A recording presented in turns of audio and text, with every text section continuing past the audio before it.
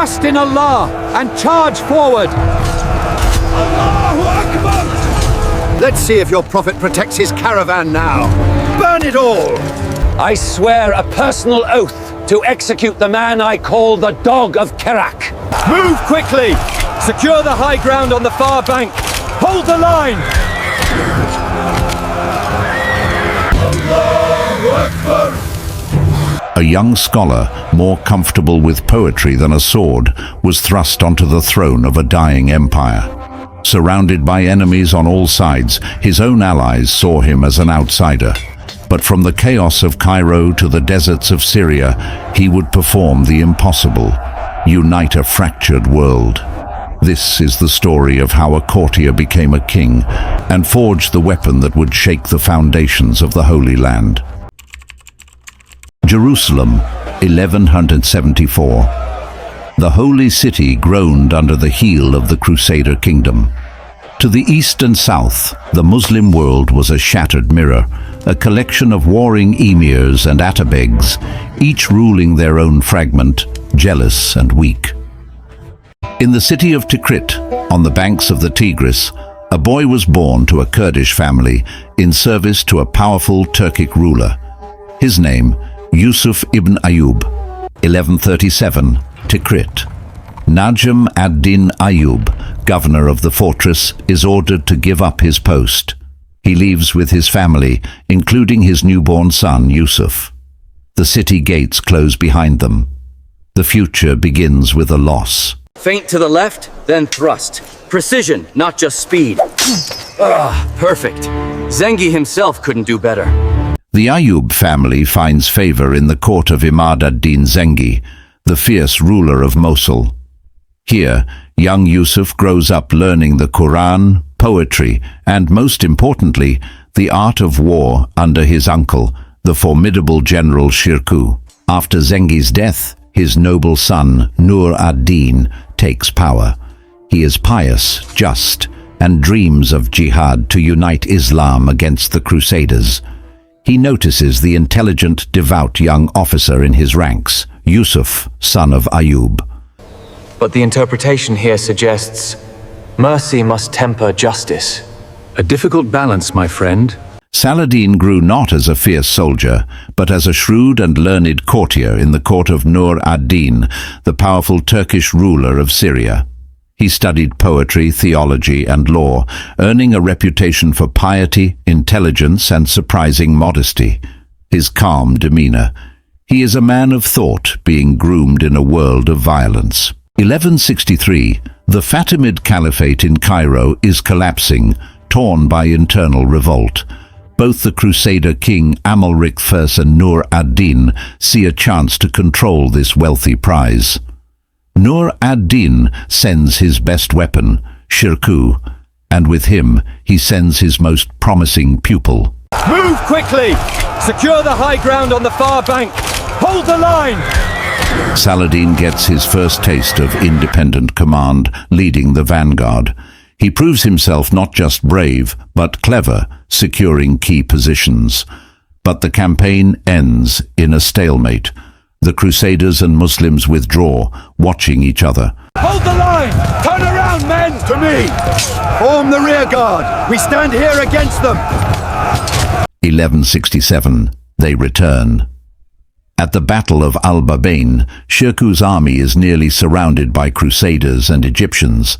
Saladin's tactical rearguard action saves the army from destruction, earning him legendary status among the troops. Cairo is mine! Egypt belongs to the strong. Through shrewd politics, Shirkuh outmaneuvers everyone. He enters Cairo as a savior and is appointed Grand Vizier, ruler of Egypt in all but name. But his triumph is short-lived. 2 months later, he dies suddenly after a feast. March 1169. To everyone's surprise, including his own, the young 31-year-old Saladin is chosen by the Fatimid Caliph and the army to succeed his uncle. He is thrust into the snake pit of Egyptian politics, a Sunni Kurd ruling a Shia kingdom. Saladin sits alone on his divan at night. a single candle illuminating maps and letters from 3 different fronts. Saladin was a Sunni Muslim ruler for a Shia caliph, answerable to Nur ad-Din in Syria and surrounded by hostile Fatimid lords and crusaders at the gates. One misstep meant death, the immense weight on his shoulders. He is learning statecraft through sheer survival. A just reward for your loyalty. May Allah bless you. With quiet, relentless strategy, Saladin began replacing the Fatimid army with his own loyal Kurdish-led forces. He used patronage and persuasion as skillfully as he used military pressure. Saladin personally paying his new Mamluks, slave soldiers, earning their fierce loyalty with fairness. His men look at him not with fear, but with growing respect. He is building a foundation. Alhamdulillah wassalatu wassalamu ala rasulillah.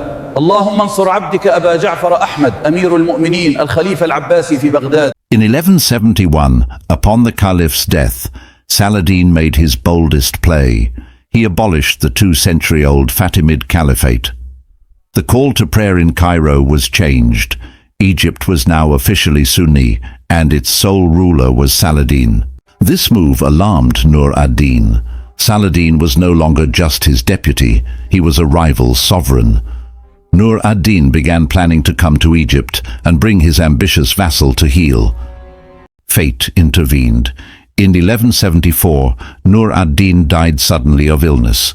The Muslim world held its breath. Syria was thrown into chaos, with his young son as a puppet. The news reaches Saladin. He is visibly shaken, mourning the loss of a great leader. Saladin in prayer. Is this a tragedy or a terrible opportunity from God?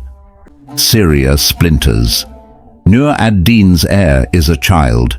Petty warlords and crusaders scramble for power. From Cairo, Saladin watches.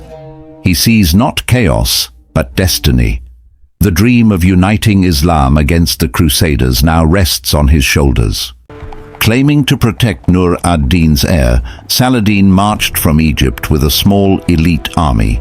His goal, to unite Syria with Egypt, creating a single powerful ring around the Crusader states.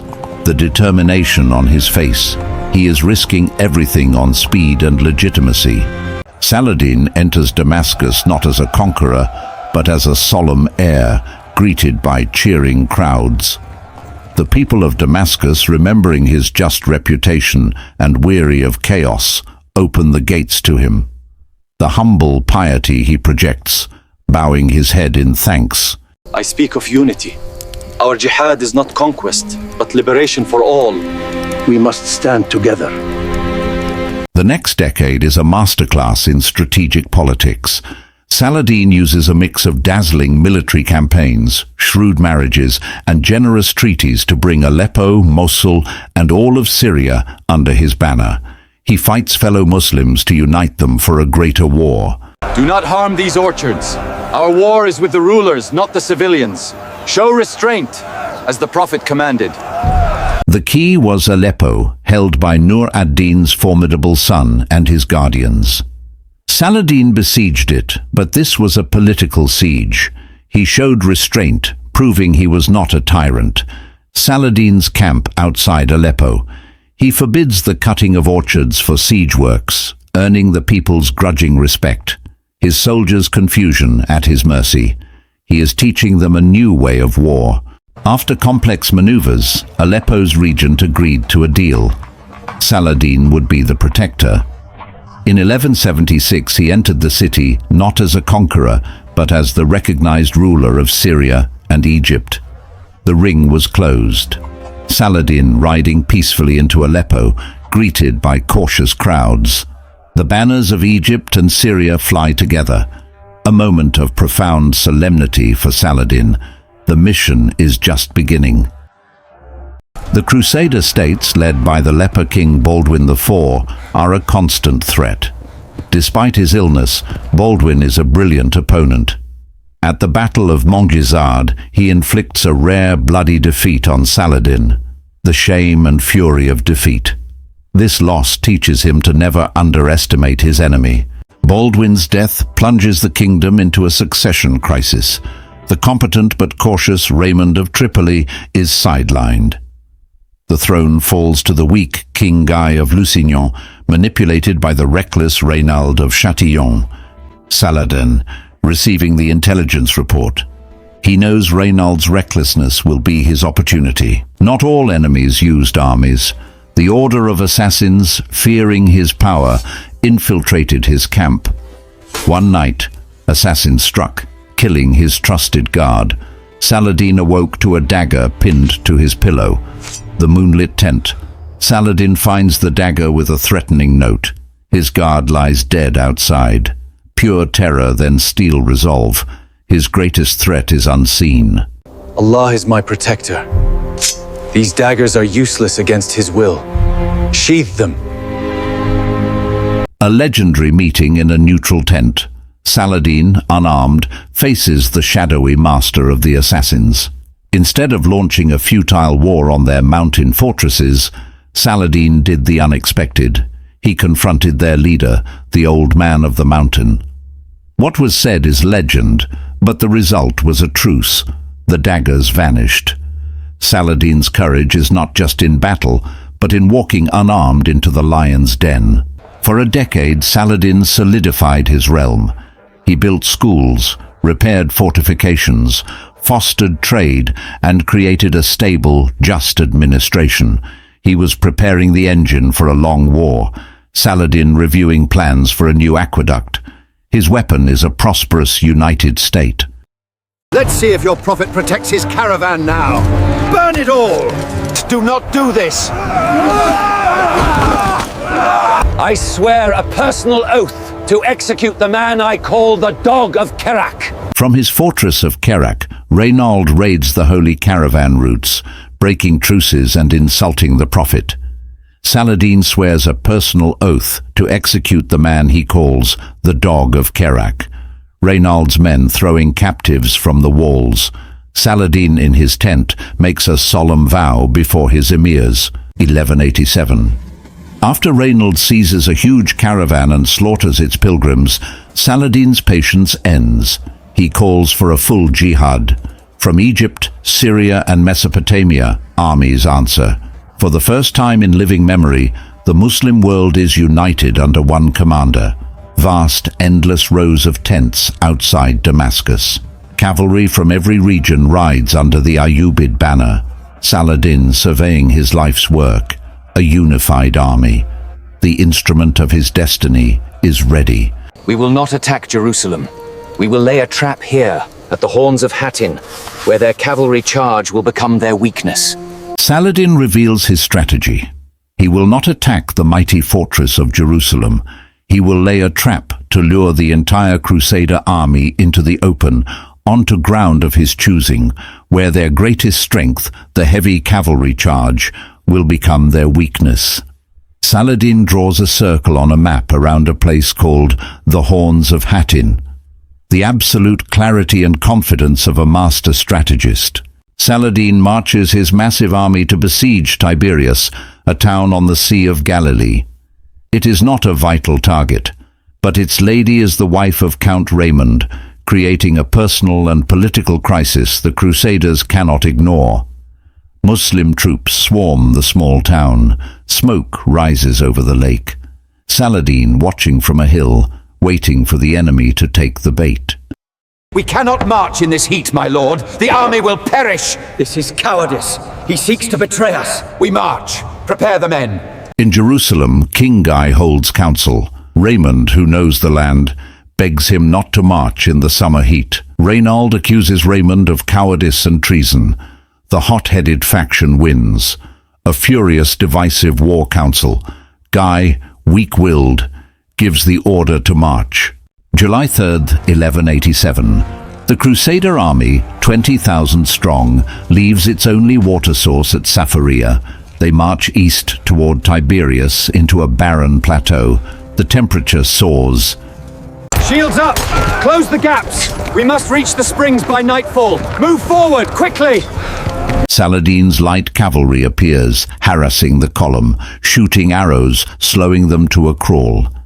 Every spring they pass is fouled or guarded. The Crusaders make less than 6 miles the first day. Muslim horse archers dart in, fire and retreat. The Frankish column is in disarray. King Guy's growing panic as his army is picked apart.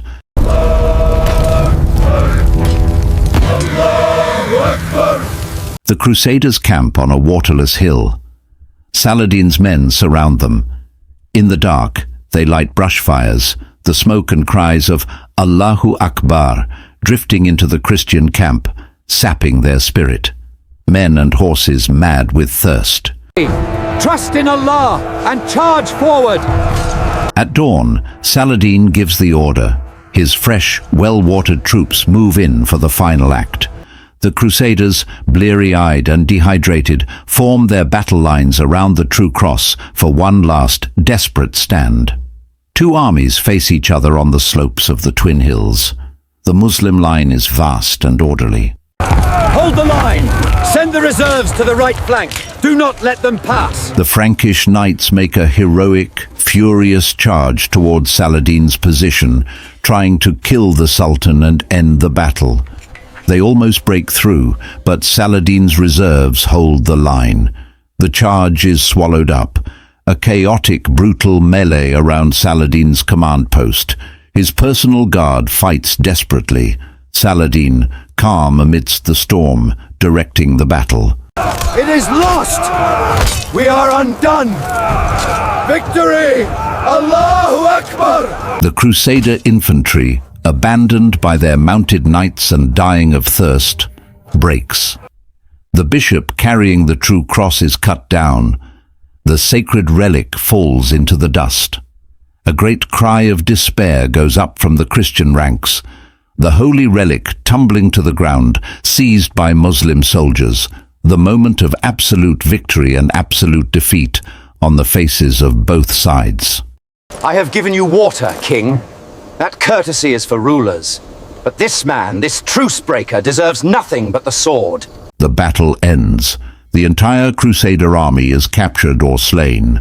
King Guy and Raynald of Chatillon are brought before Saladin's tent. Saladin offers the king a cup of iced water, a sign of mercy. Guy drinks. The 2 captive kings kneel in the dust. Saladin sits before them, victorious. Saladin's eyes lock on Raynald. The personal oath is about to be fulfilled. The battlefield is won. The army of Jerusalem lies broken, and the man who broke every oath now kneels before the Sultan. For Saladin, this was more than a victory. It was the fulfillment of a vow. But the true test was yet to come. Part 2 is where history turns. With the Crusader kingdom defenseless, Saladin marches on its heart, Jerusalem. Inside the holy city, fear and fanaticism grip its defenders. A brutal siege begins. Will Saladin take vengeance for the blood spilled a century before, or will he offer a mercy that changes the world forever? The fate of Jerusalem is in his hands. Don't miss the final chapter.